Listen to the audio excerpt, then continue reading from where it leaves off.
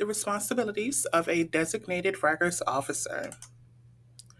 The responsibilities of a records officer are listed on the Records Officer Designation and Responsibilities Form, also known as the RM25 form, which is found on the Library of Virginia's Records Management Forms webpage. To designate a records officer, submit a completed original form to the Library of Virginia with attention to the Records Analysis Services section, or an electronically signed form can be emailed to your agency's assigned records management analyst. In this video, I will detail 6 responsibilities of a designated records officer. The references to agency in this video may be interpreted as a state agency, a locality, a state, regional, or local authority, and, if applicable, their respective departments and sub-departments. Number 1. Records officers help to ensure that their agency has an effective records management program in place. Records officers are strongly encouraged to familiarize themselves with the Virginia Public Records Management Manual, located on the Records Management homepage.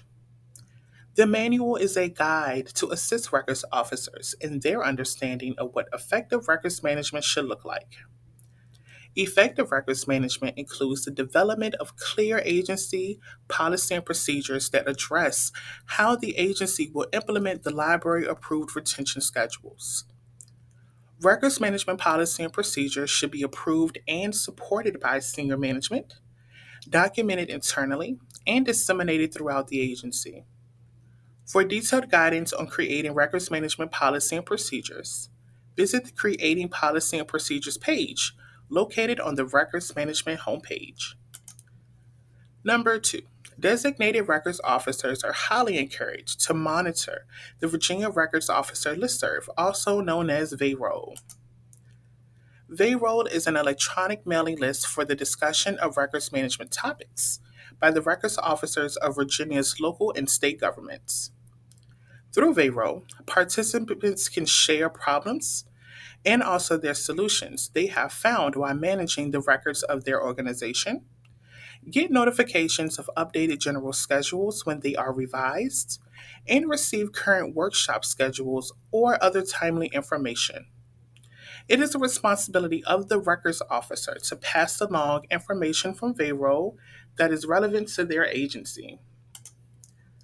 Number 3. Records officers use the records retention and disposition schedules decreed by the library to classify agency records, determine destruction eligibility dates for non-permanent records, and when and where to house permanent records.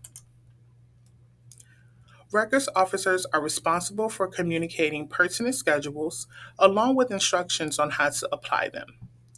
Officers should contact their assigned records management analyst with questions about a record schedule, as well as suggestions for updating or creating a schedule.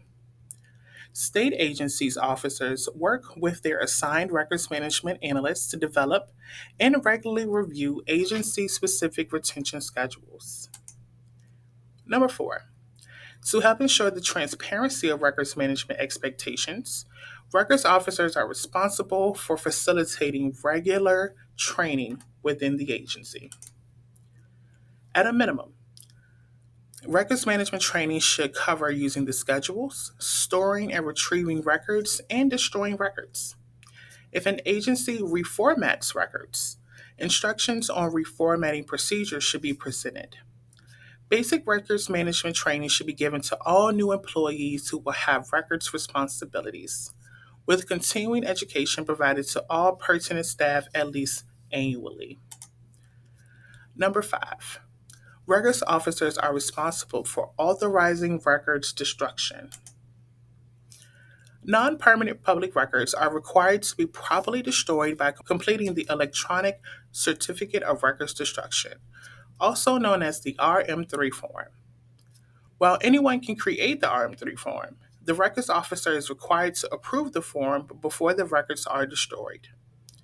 When approving the form, the records officer role is to ensure that the RM3 form is filled out completely and correctly, and the approving official is known to the records officer.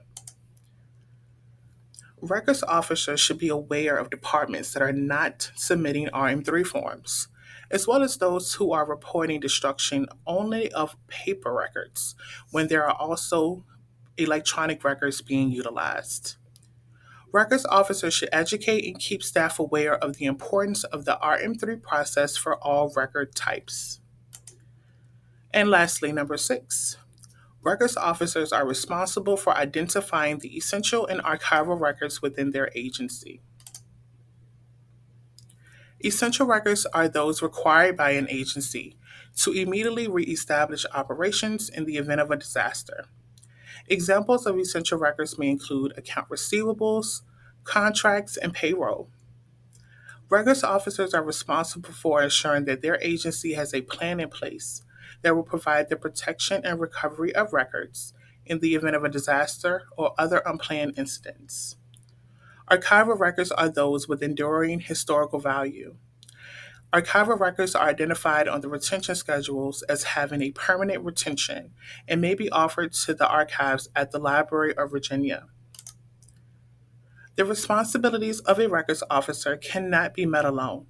It is a records officer's responsibility to educate senior management on these issues and secure their support and approval to involve other staff members.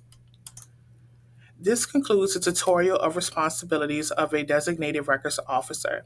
If you have any questions on the requirements, please contact your assigned records management analyst.